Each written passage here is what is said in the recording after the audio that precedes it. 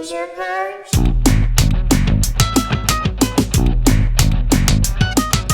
Binge or Purge? Binge or Purge?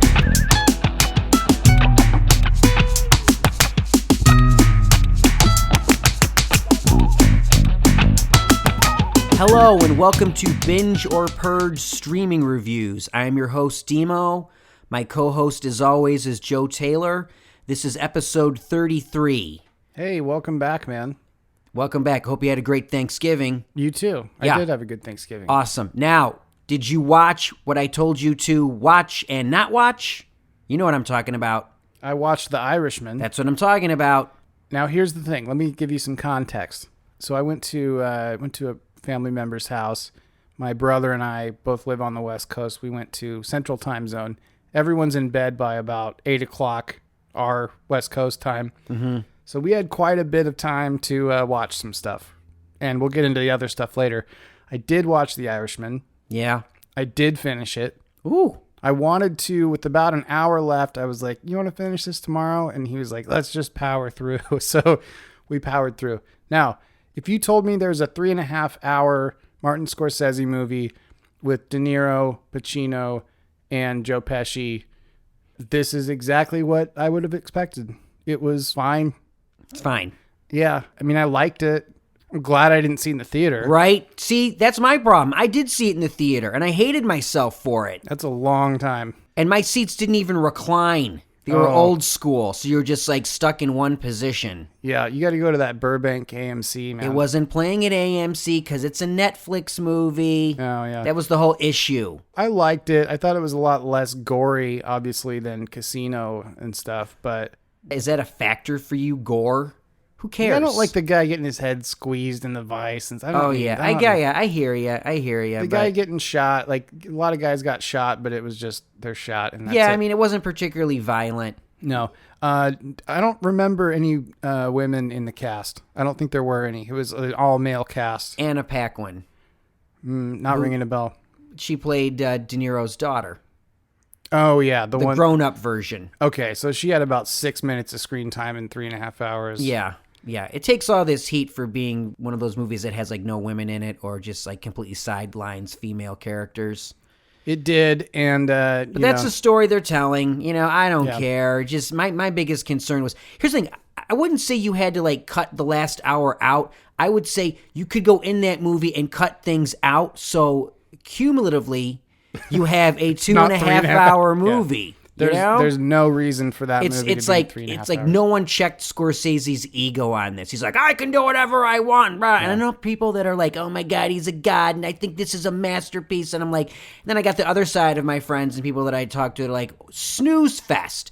So, hey, I'm kind of in the middle on it. You know, it's not a bad movie, but it is not one of Scorsese's better movies, regardless of what people are saying that's a masterpiece. Yeah. Those people are fools. If it was 2 hours and 10 minutes, I'd say definite binge. Yep. Now, for me, again, the conditions were no one in the house is awake except for me and my brother, and we sat through it from like 8 to 11:30, and it was fine. Don't you think this movie is dependent on the condition that you watch it in? Yes. Right? It really dictates what you think about it. If you're on a 3.5 hour airplane flight, perfect. I don't think you want to carve out a Sunday night for this.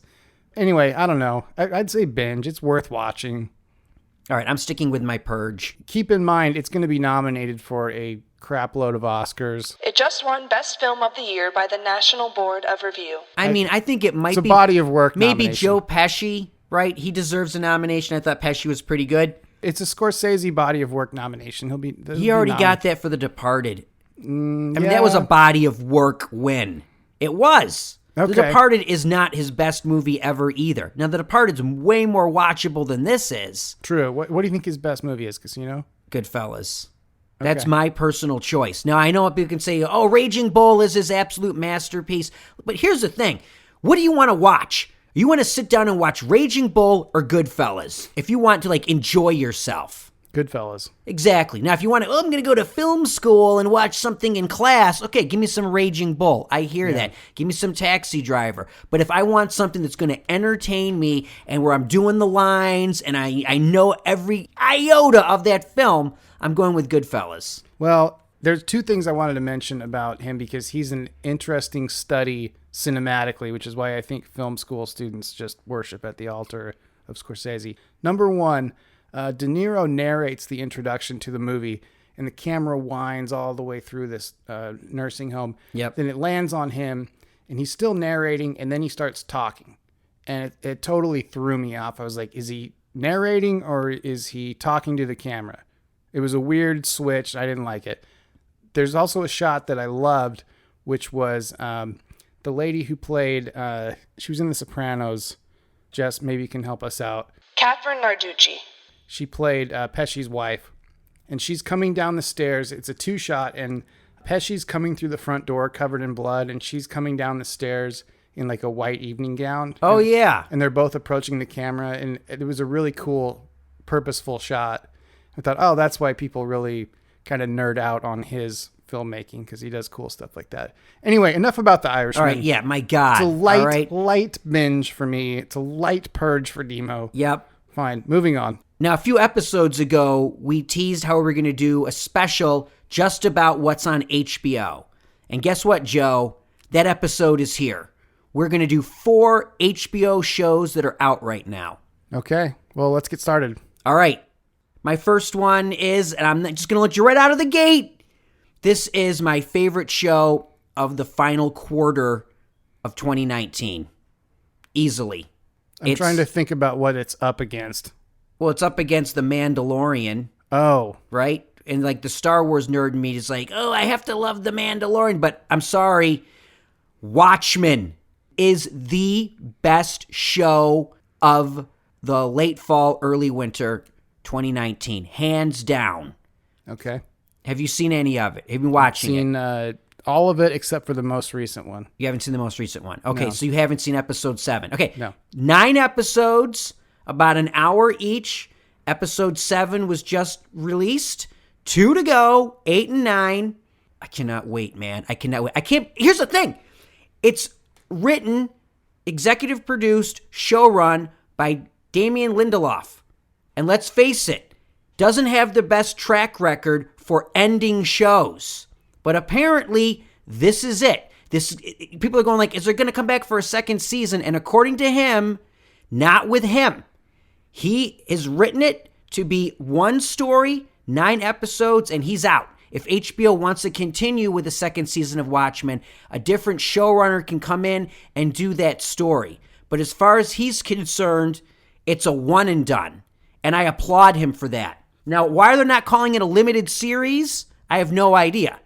But they're not. They're calling it just like season 1 of Watchmen. But HBO has yet to pick it up for a second season. I don't know if a second season would work for this show, but I couldn't tell you how happy I am to know like we're going to get a conclusion. And this will be the big thing because can he end it strong? Because so far it has been awesome. And I say that with the caveat, it took a while to get going. I know a lot of people, they started watching, they're like, they bailed on it. And I almost did. The first 2 episodes for me, not a fan. I thought it was slow. I thought it was confusing. I didn't get where they were coming from. But stick through it. The dividends it pays off are huge. This show is art, man. Episode 6, the one all in black and white, that should win all the Emmys. That is a masterclass in storytelling on television.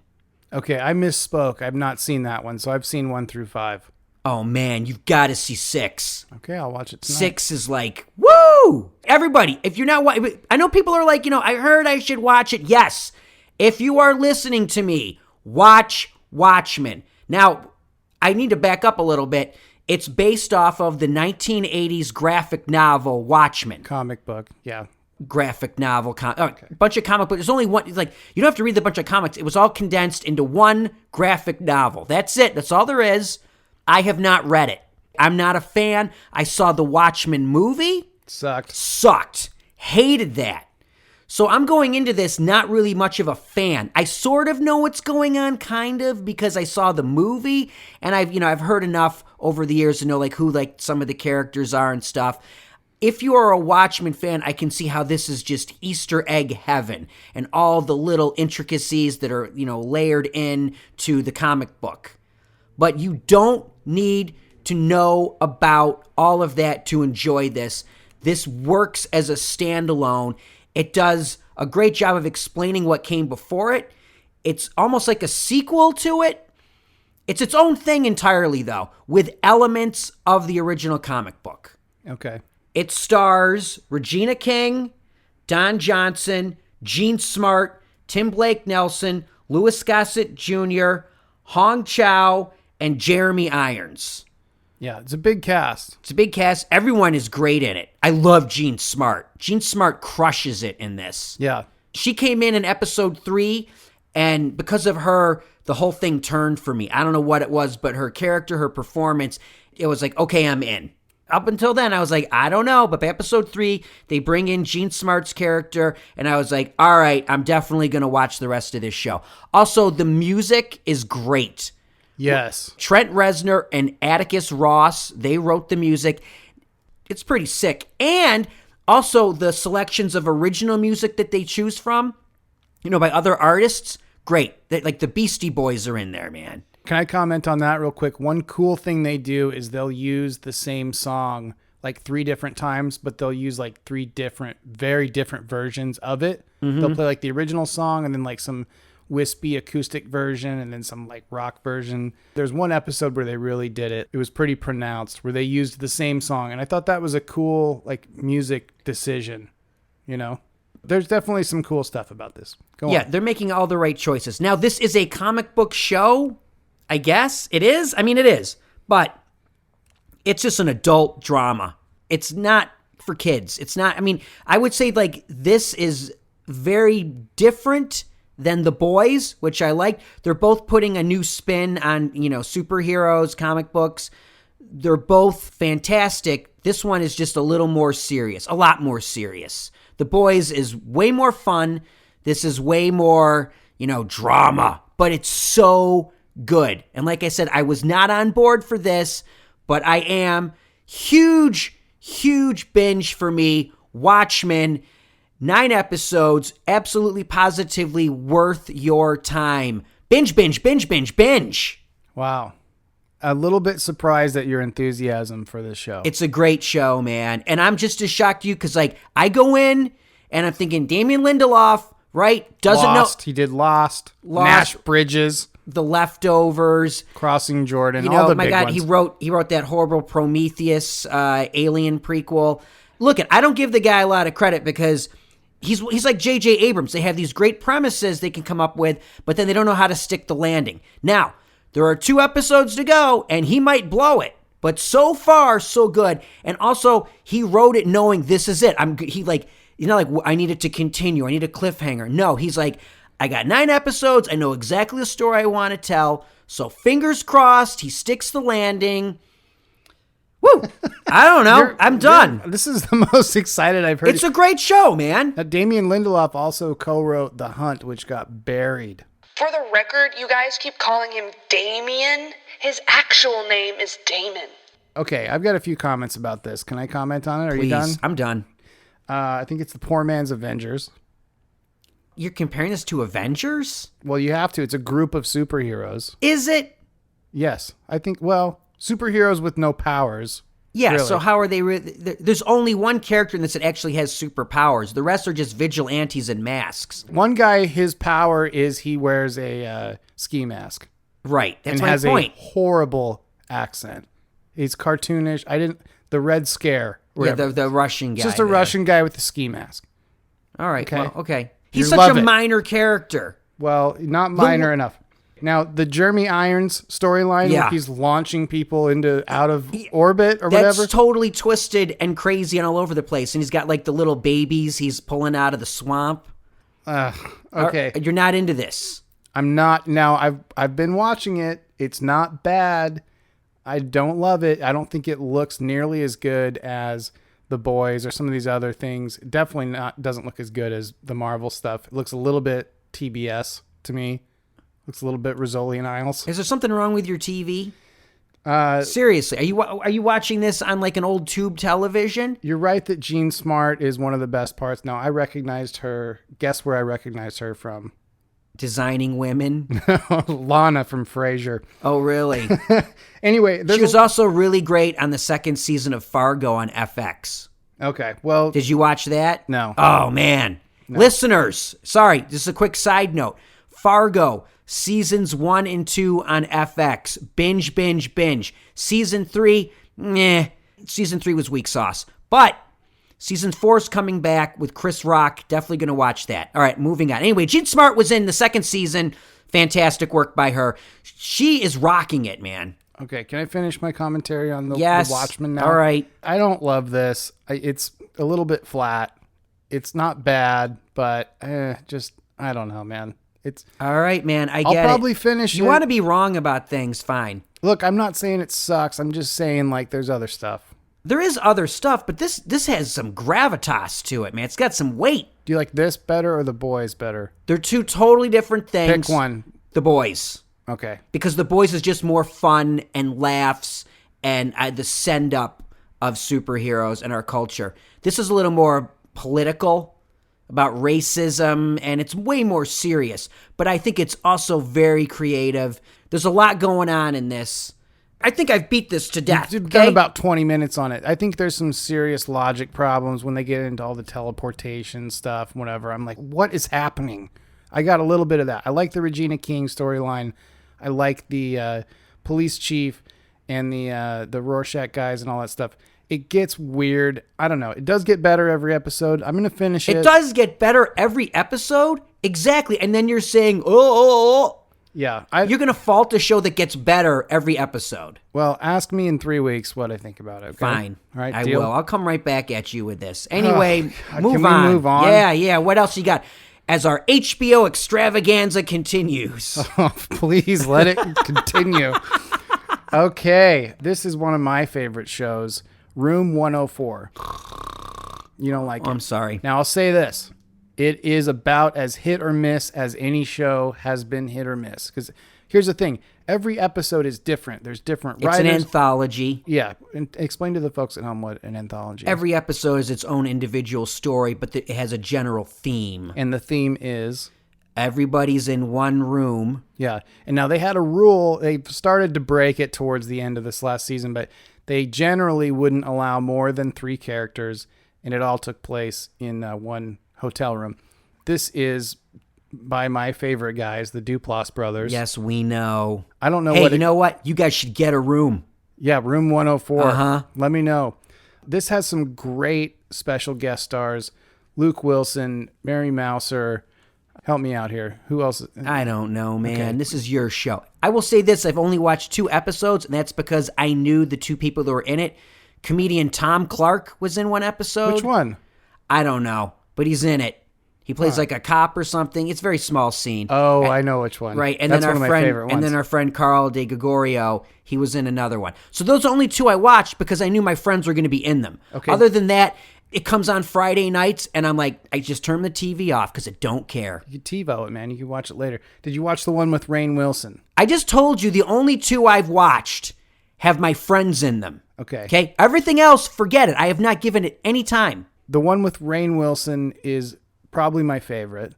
There's a bunch of great ones. The first couple back in season 1 are great. How many seasons we got so far? 4. This has been on for 4 seasons? Mm-hmm. Wow. Yeah. And it just had the finale. The finale was not great. The one before that was good. Again, very hit or miss, but here's what I like about it. You ever see Britney Spears in concert? No. Okay. Have you ever seen Bob Dylan play an acoustic set? No. Okay, but do you know the difference between the two? Yeah. Okay. This is a guy with a guitar. I got to see Elton John with just the piano one time and play a concert.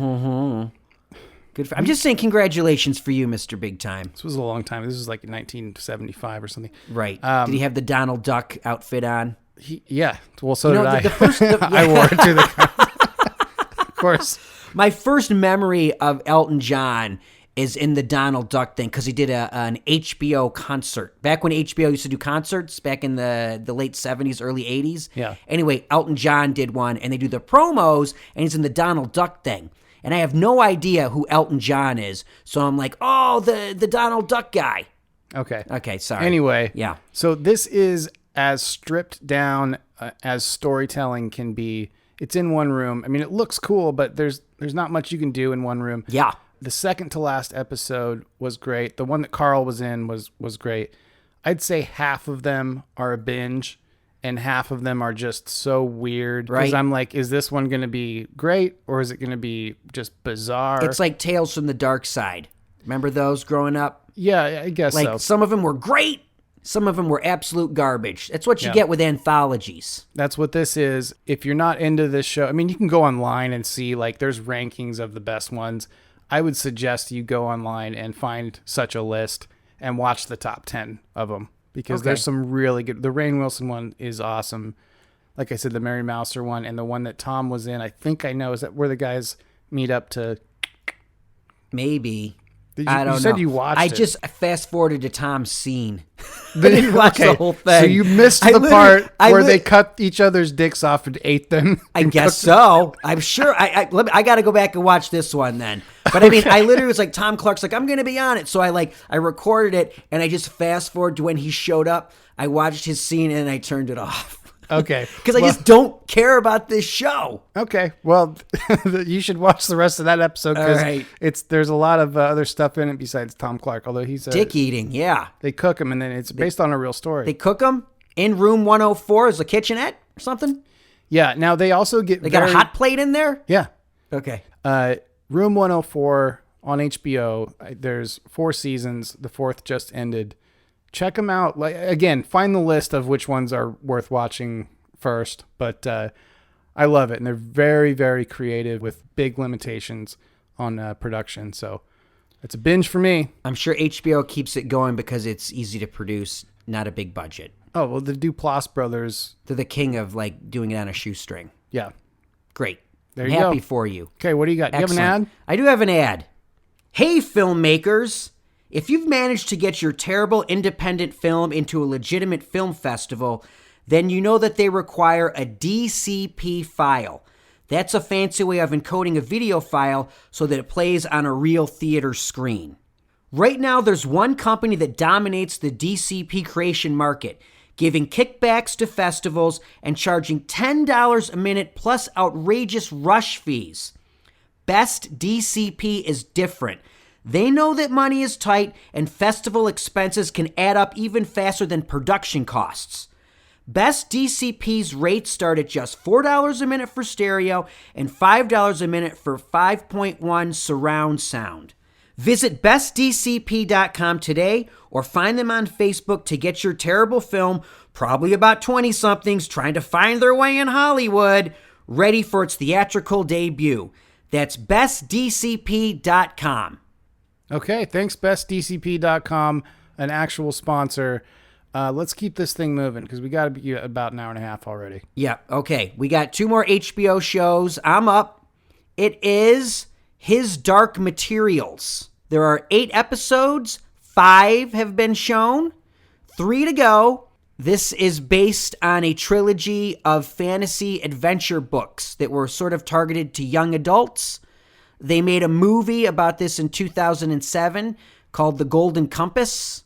I don't know if you saw that. No one saw it. Nope. It tanked. It bombed. And they were going to do, a movie for each book. Forget it. So this is their second attempt at putting something on screen based on these books. Now, wait, who wrote the books? An Englishman named Philip Pullman.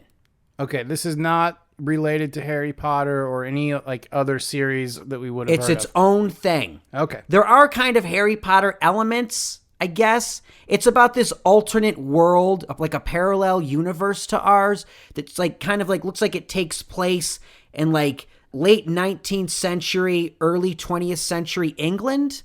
But then they put on snow coats and you're like, you got that at LL Bean. So some of the things seem a little, I can't exactly tell, what time they're in. It stars Daphne Keane, Ruth Wilson, James McAvoy, Lin-Manuel Miranda, and James Cosmo. James Cosmo was in Braveheart and Game of Thrones. Lots of Game of Thrones actors in this because, let's face it, it's British, and that's what they do. Like, oh, you're in Game of Thrones? Obviously, you're going to be in this now. Anything that's British and nonsensical, they've got a small talent pool, right? Exactly. Now, I've watched the first 5 episodes of this. It's pretty good. It's kind of interesting, but it's missing something. It's like a beautiful cake, right? You're like, all the production is there. It's like, oh, this is going to be so good. You take a bite, and you're like, it's kind of bland. You want to like it. You want to like, this looks good. I'm ready. But just something is missing, man.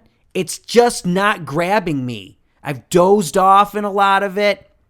I'm constantly having to back it up. Not because I don't know what's going on, but because I just missed stuff because I was asleep.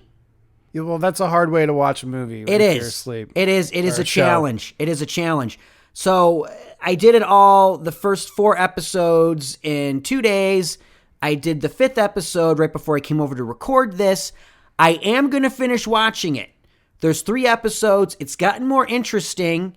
It makes sense, but man, it's just not exciting. Okay. The weird thing about it is every human character in it has a parallel animal soulmate that like travels with them. Called a Demon. spelled Damon. Yeah. Or something. Like Damon. Unnecessary confusion. So I'm like, oh, call it a Damon. But then everyone calls it a demon. I'm like, why are you calling it a demon? It's clearly not a demon. It's like your best friend. So they share a soul, right? So the animals, you share a soul with your human, vice versa. And it's kind of interesting. Like I'm saying, there are a lot of interesting elements. I just don't think this is translating. I don't know what it is, but it's just not exciting enough. And it looks like it should be, right? And I'm 5 in, man, and I should be like, whoa, I should be like Watchmen level, and I'm not. Yeah, okay. Have you caught any of this? Yep. Okay. You ready? Yep. I hate this thing. Okay. It is complete nonsense. Now, I actually went as far as to go to Google and look up, like, what is this thing about? Because, like you said, you have no idea what time this takes place in. They're spelling stuff wrong on purpose. There's talking animals, which I hate. I know you hate talking animals, dude. I know you hate talking animals. This is Harry Potter meets Atlas Shrugged, or no, Cloud Atlas, whatever Cloud that was Atlas. weird. I have no idea what is going on. This is someone who had $200 million in a U-Haul truck full of marijuana and just said, let's make a show. But it's based on books, bro, and they're following the books.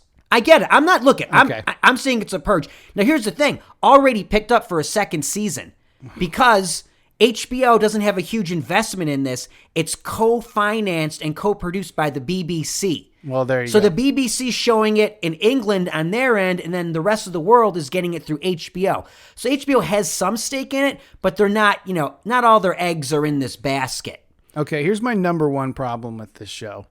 It's grammatical. His Dark Materials. You can't use his with no idea who you're referring to. It's barely even English. You would think from England you would get better English than a pronoun with no reference. You can turn this into an English lesson. I was out when I heard the title. Like, this is the dumbest title ever. Who's the he in His Dark Materials? I don't know yet. Okay. I'm 5 episodes in. I have no idea. Okay. I like the lead girl. She played little Wolverine girl there in Logan. Yeah, she's good. Right? She's good. The performances are good. Ruth Wilson is the baddie. She's got like a slight Ellen Pompeo vibe. I don't know. I like her. James McAvoy, only in the first episode, waiting for him to come back. And then Lin-Manuel Miranda, he's kind of good, playing like the aw shucks huckster from Texas. He's like the outcast because he's got an American accent. Everybody else is British. Yeah. But I'm making excuses for this. It's boring. Okay, I wish Jeremy Irons would come along and launch these people into outer space. I hate this thing. I have no idea what's happening. I am going to finish it because I'm like, I got to finish it, but I'm not happy about it. I'm telling you, it's a purge. All right, I'll back you on All right, that. so we're both purging His Dark Materials. Joe hates it. I think it's just not enough. Not enough there, man. Yeah, I'm out just based on grammar and talking animals alone. I'm out. Okay, last thing. There is a show on HBO that I keep calling Mrs. Patterson. Right. Everyone- And I keep having to edit it out. You go, we're going to review Mrs. Patterson. No one has heard you say it on this podcast because every time you say Mrs. Patterson, I edit it out because you're an idiot. Well, I called it that to someone else today that wasn't even you, and they were like, you mean Mrs. Fletcher? It's called Mrs. Fletcher. Yes. It's in its first season. Yeah, now this has an 83% on Rotten Tomatoes, which is pretty high for an HBO show. This stars Kathryn Hahn, who is great. Mm-hmm. The premise of this is she's a single mom. Her son goes off to college. She becomes a lesbian because it's HBO. Mm-hmm. Now, I know what you're thinking. What, there's no trans people in this? Oh, that comes up in episode 4. So there's just a lot. It's just very HBO. There's a lot of scenes of her watching porn. Isn't she like a porn addict? That's it? Yeah. She gets addicted to internet porn? The lesbian, yeah. It's like I said, it's an HBO show. Right. There has to be at least 20 minutes of nudity. I have to say, I watched one episode and there was no nudity and no internet porn. And I was, what can I say? I was crestfallen. I mean, I went in thinking, oh, it's going to be about porn addiction. I can relate, but no. Maybe that was the pilot, because after that, it's just straight downhill.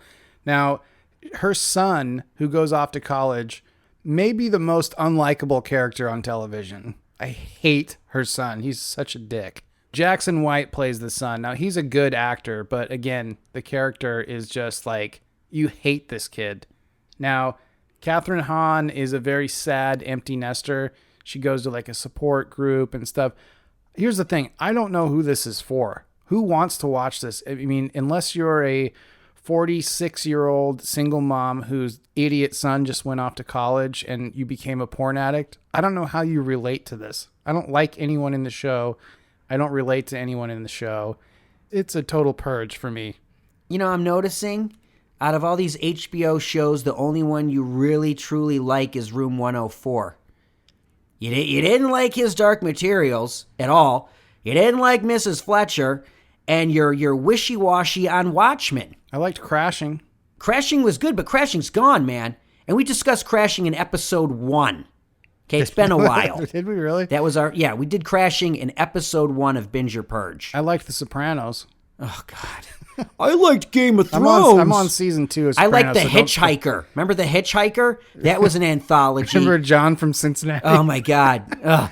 Hey, do you remember The Hitchhiker, though? No. Oh, my God. It was great. It was like softcore porn. Basically, the premise was there's a hitchhiker and, like, you know, someone picks him up in the car and, like, the story's about them. And it's just a TNA fest. There's plenty of places you can get that stuff. Now, Yeah. but in 1985, okay, it was a big deal. The Hitchhiker ran for 4 seasons on HBO from late 1983 to early 1987. I'm just going deep into the HBO library here. That's a deep cut. Yeah. I'd say out of all the services that we talk about, Netflix, Hulu, Amazon, now Apple TV, Disney's a little bit too new. HBO has the lowest batting average for me. For you. Yeah. See, I usually can find one thing that I can get into. Like right now, Silicon Valley has got 1 episode to go and then they're done. Yeah. I like that too. It's been hard to get through. And I have to admit it, once they got rid of you-know-who and he left the show, TJ Miller. yeah, it lost something. Of course it did. It really did. Of course it did. I do like that show too. I forgot about that. Yeah, I watch it And I like because Barry. You like Barry. See, listen to you. Yeah. What's wrong with you? You do like some stuff. But we're talking about 6 shows out of, the last 4 years, 22 new All right, shows. enough of ripping on HBO, okay? Hey, do you know what the first HBO original series was? I know what the first movie was. First original series. Can I tell you what the first movie was? Sure. The Terry Fox story. Okay. He loses his leg, and he's going to raise money for cancer by running across Canada.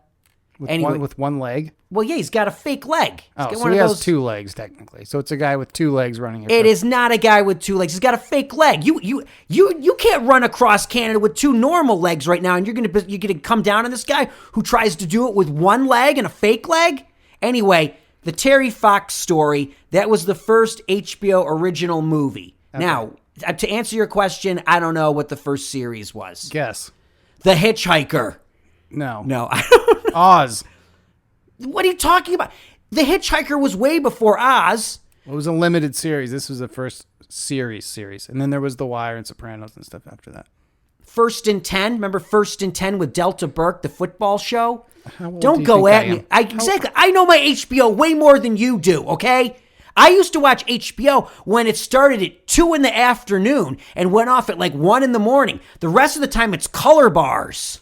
Oz was the first 1-hour drama produced by HBO. Okay. Debuted in 1997. Congratulations. That was you just should- supposed to be a trivia question, not a huge argument. Everything on this is a huge argument, Joe, okay? Because All you right. know what you're talking about when it comes to HBO. All right? HBO's been around longer than me. That's true. Yes, and HBO's been there for me, okay? Okay. HBO's been for me through some tough times. Did you like The Newsroom? Newsroom was terrible. Terrible. Because it was like they were using old news, and it was like, this is old news. Why are we doing a story on it? It didn't work for me at all. Since this is the HBO episode and we only got to 4 things, let me rapid fire some stuff. You give Go. me your binge or purge. Go. Okay, Boardwalk Empire. Binge. I didn't see all of it. I caught it in pieces. There were certain seasons I missed. I watched the last 3 seasons. It was pretty good. Didn't end great. I'll say binge, though. Deadwood. Did not see a single episode of Deadwood. I apologize. I know I have friends that love it. So my friends would say, "Oh my God, binge." I have to do an NA, non-applicable. Okay, True Detective.